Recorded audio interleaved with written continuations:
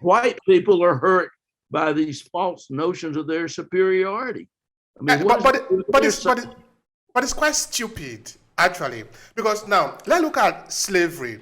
Let's look at the idea itself. Now, when you want to make someone a slave, you take a chain, you tie one on his leg, but when you tie the other end for him to remain a slave, it's on your own leg. So it means that free the slave equally means free yourself. It's not just for the slave, but also for yourself, because you are also a slave, because you are both tied by the same chain. If you are not tied by the chain, then he is free. Yeah. As long as he's not free, you are equally not free. All right, now, United States. And also something else that people don't think about, how it affected the culture, enslavement of people. You can't have slavery unless you have violence or the threat of violence. So I think that's why the American South has this culture of violence.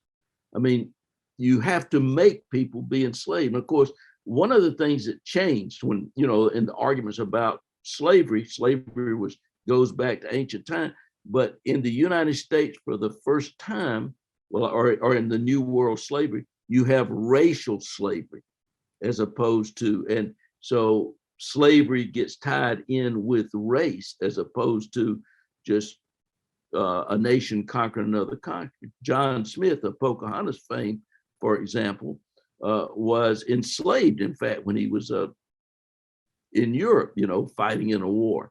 But when you made slavery a racial thing, it becomes only one group of people.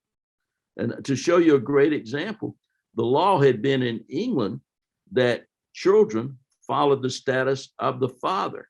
But in the United States, they changed that law so that the children of an enslaved person would become a slave, even if the father was free or a white person. So that then makes slavery hereditary. So there are all kinds of ways that the law is implicated in creating what we have today, and continuing patterns there.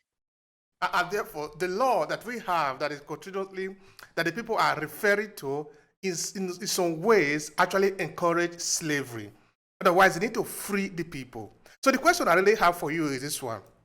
In 2022, do you think the United States have citizens that have equal right, or some still need to fight to get this right? You have to fight to get this right, because I think they're trying to be taken away. The law had really moved in quite a good direction, but the last Supreme Court, through the Burger Court, there was some retreat, but when Rehnquist became the Chief Justice and the courts moved, and now under Roberts has been moving even more so to undermine these rights. I think the rights were there. It didn't mean, because it's not just the law, but as you said, it is where people have had to live, the segregated patterns, the schools, because of those segregated patterns, not having equal schools that gives equal opportunity. So it's not just the law, because you have the effects of the law for all those years, but at least the law was moving in a direction toward fairness. Now the court, which I think is out of step with where people are in the United States by far, which is different than before, but they are moving in a direction of more unfairness and more discriminatory practices and saying it's okay. Your book, Justice Deferred, what is the central message of that book? Well, I think there's a lot there. The importance of law in creating the rules that we live by, and particularly how they were used race as a way to discriminate against a group of people. But there's also hope there, and that is that often, like the great dissenter, Justice Harlan was a slave owner who fought for the Confederates, and he becomes the greatest champion of Black people. And the reason is, a lot of people haven't really understood this. He was a devout Presbyterian, and when he dissents in Plessy v. Ferguson in 1896, which laid out segregation, he says, you know, I'm racist too, but the law says this, and we have to obey the law. And it's a great way to also understand what is going on in the courts is look at those dissents. We used to sort of excuse people and say, well, they didn't know at that time about this. But look at the dissents all the way from the 1830s, and they are pointing out those dissenters. There were alternatives. There were people there who knew and argued the right things. So I think that's important. And one of the things about the law that we really emphasize in the book is you can read the law two ways: the broadest it can be or the narrowest it can be. And what has happened recently is that while you read the First Amendment, these people who claim to be originalists and textualists, the First and Second Amendment, they read as broadly as they can. Gun rights, you have the right to have a gun, that's what, but they have not read the 13th, 14th, and 15th Amendment, which are also part of the Constitution. If they read them in the same way, then they're going to have to incorporate and make the laws apply to everyone equally, and to work toward justice and to get rid of those badges of slavery. So there's a lot of lessons there.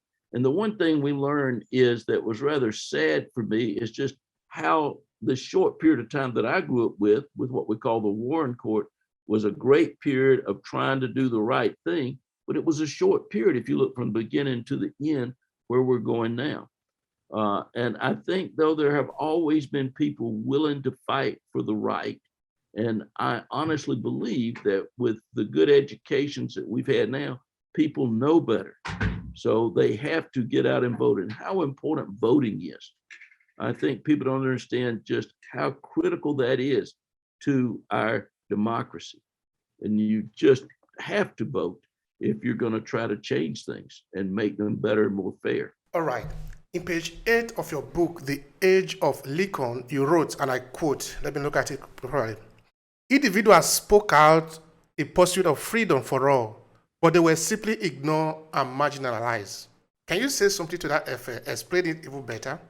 That particularly African Americans always spoke out for freedom. Is that what I was saying there? But they were marginalized. And I think that's true. There were always, I mean, from the very beginning, African Americans fought for their rights and for their freedoms, but there were ways more. There were also always whites who spoke up for freedom and things until, in fact, you had the Civil War. As I said, you had this exciting period of Reconstruction where, if in fact I believe if Lincoln had lived, the one thing he would not have allowed is the rule of law to have been broken by terrorists. And so that would have made a huge difference if you think about it over time in terms of where we would be today. You had this interracial democracy. You had congressmen, you had Black senators during Reconstruction. And you have to have people at the table making those decisions. A lot of times I've learned over my years of testifying in courts, the quote city for the people on the town council or the county council or the school board are just unaware.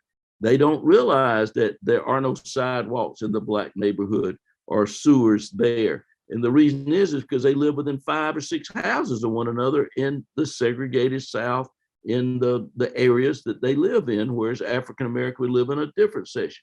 What a difference it made when, with the Voting Rights Act, African Americans were at the table, could get elected to the town council, the city council, and the school board, and have their voice heard so that people at least knew what African Americans wanted in the South at that time. And the same thing goes for other minorities as well.